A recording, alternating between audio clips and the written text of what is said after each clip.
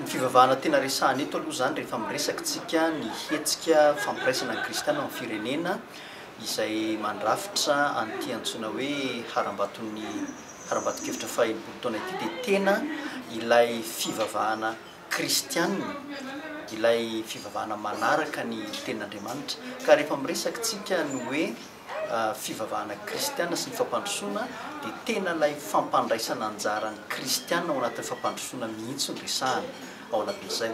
Raha ohatra ka avadika kely ilazana azy dia ny hoe tahaka ny ahoana ny fandraisana anjara ny kristianina amin'izany fampandrosoana ny firenena izany. Dia raha valiana amin'ny teny iray mbava ilay fanontaniana teo dia ny hoe raha ny tena izy sy araka ny tari-dalana kristianina sy araka ny tari-dalana baiboly dia kristianina mihitsy no tena tokony fanohitra lehibe, mitondra anjara biriky lehibe amin'ny fampandrosoana ny firenena. Raha teo zany amin'ny atao hoe antotanisa izay ananana sy avoakan'ireny mpandinika antotanisa isan-karazany ireny dia voalaza fa any amin'ny 900 na mihoatra azy ny malagasy dia milaza ny tenany kristianina izy na antsoina hoe kristianina.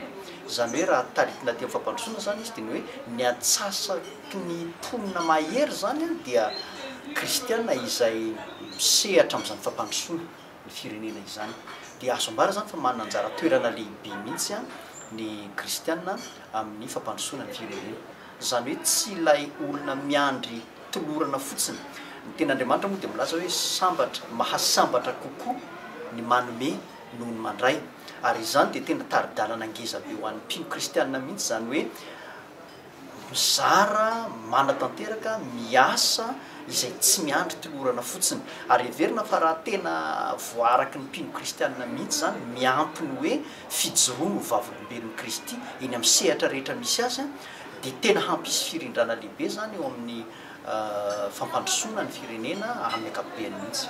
Voalohany indrindra aloha ny harambato-kevitry ny faha-20 taona dia sehatra anankiray izay ahafana mandinika zavatra maro eo amin'ny fiainam-pirenena, satria ilay tena hevi-dehibe manko dia ny hoe 90 taona isika izao. 90 taona mankaiza moa zany.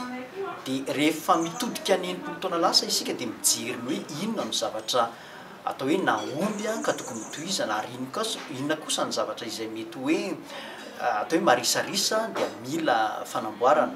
Ka heverina zany fa ny fotoana izay nitanterahana zany dia ny fotoana izay nahafana nanangona sy nijery an'ireny hevitra isan-karazany ireny. Ny hevitra rehetra ho voaray amin'ity harambato-kevitry ny faha-20 taona ity dia kasaina ho zaraina na ho ampitaina amin'ireo mpisehatra maro isan-karazany. Zay moa le hoe maro toanany maro, ka dia samy hanana ny anjara tandrisy azy zany.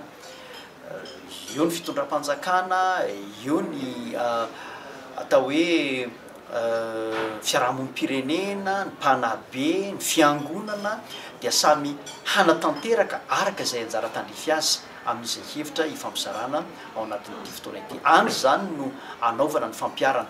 Ny mety ho fahadiso-kevitra manko indraindray dia ny mieritreritra hoe raharam-pirenena mira raha ny fitondram-panjakana ohatra.